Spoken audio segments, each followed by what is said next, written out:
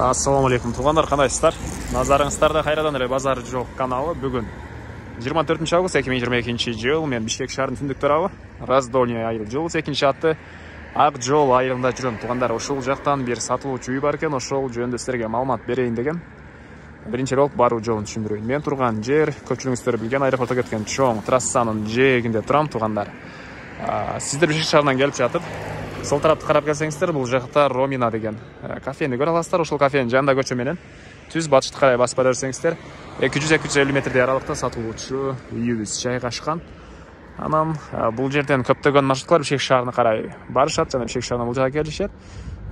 По пути машина таксилер деле көп.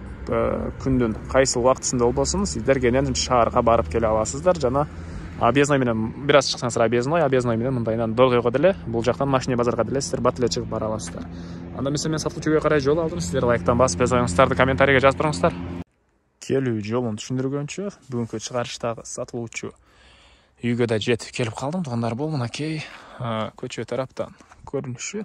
Көрүп турганыңыздардай ворот орнотулган жана көчө тараптан песка блок менен забор кылыныптыр. Тугандар, мектептер жөнүндө айтсак, тугандар, мектептер бар экен. Бир эмес, 2 мектеп бар экен бул айылда.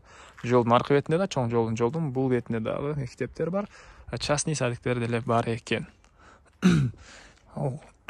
Кошунан гаражы түндүк чек арасы, бул забордун бүтөр жери түштүк чек арасы болуп калат үйүбүздүн.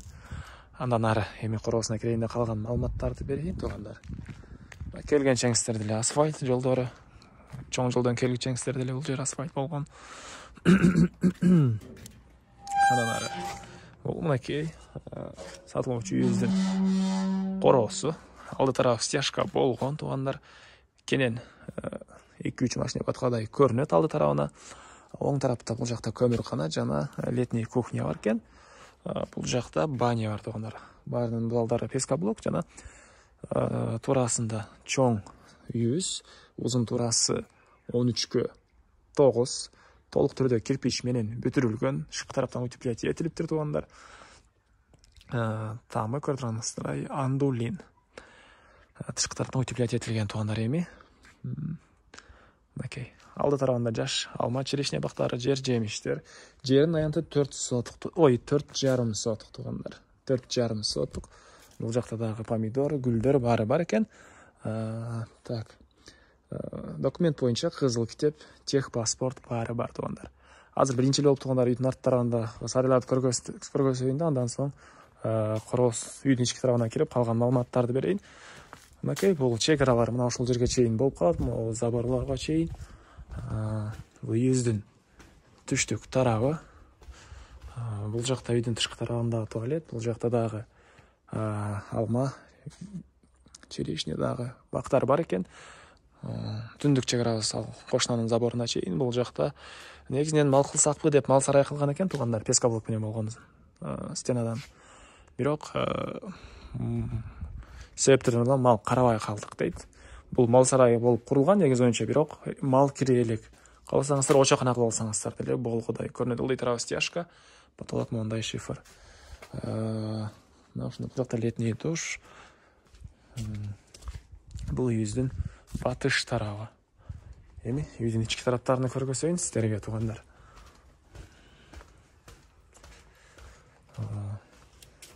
кызыл китеп, тех паспорт баары бар экен. Окей, бул үйүбүздүн негизги кирүүчү эшиги. Андан ары кирсек эле, тугандар, бул жакта перехожка жайгашкан. Чыгыш тараптан чоң терезе орнотулуптур, пластик терезе.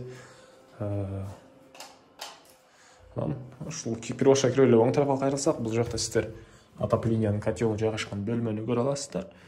Мынакей ал көмүр менен үйдө жылытат. Анан түз эле өтсөк, бул жакта коридор. Тугандар, бул коридордон биз башка бөлмөлөргө өтүп кетип атат экенбиз. Ушул коридордон, тугандар, подвалга деле түшүп кетсеңиздер болот. Ылдый тарабында подвал бар. Дуалдар шпаклевка, потолок гипсокартон экен. Анан мебелдер боюнча, тугандар, баары калат. Үй ээси бир эле идиш аякты жана кийимдеримди, төшөктөрүмдү алып чыгып кетем дейт. Калган мебелдин баары калат. Бұл жақ кухня, шығыш тараптан терезе орнатылған, дуалдар шпаклевка, потолок гипсокартон, ички тараптан раковина орнатылып, суу чыгарылган. Көрүп турганыңыздардай кухня мебелдер бар туғандар. Андан ары ушул эле жерден оң тарапка кайрылса, сол тарапка кайрылсак, бул жакта мондай детский бөлмө, полдор жыгачтан болгон пол, потолок гипсокартон, батыш тараптан терезе орнотулуп тур. Ар бир бөлмөдө отоплениянын батареялары деле бар тугандар. Окей. Мына ушундай көрүнүштө. Эми кайра эле жакка чыгып түзөтсөк, бул жакта чоң зал. Бул жакта чоң зал жайгашкан. Потолок гипсокартон, дуалдар обой, түштүк тараптан чоң терезе орнотулуп тур.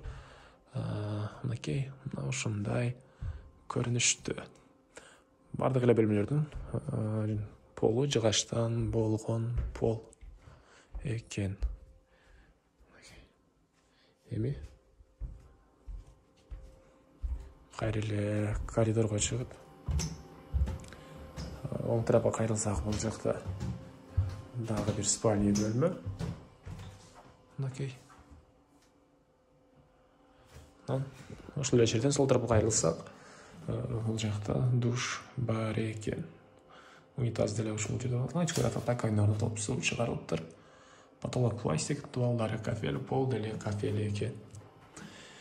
Эми айтылбаган эмне маалымат калды туугандар? Баасы эле калды окшойт. Бул үйүбүздүн баасыны $45,000 деп атышат. Сүйлөшүү болот. Эсин номерин мен экранга калтырам туугандар. Зона кылып сүйлөшүп көрүңүздөр. Сүйлөшүү болот. Анан Базар жок каналынан көрүп чалып аттык эле десеңиздер, жакшы арзандатып кылып берем деп айтты үй ээси. Андыктан Базар жок каналынан деп сурап кенен чала бересиздер. Достор менен бөлүшсөңүздөр, группалар менен бөлүшсөңүздөр, мага үй ээсине чоң жардам берген болосуздар.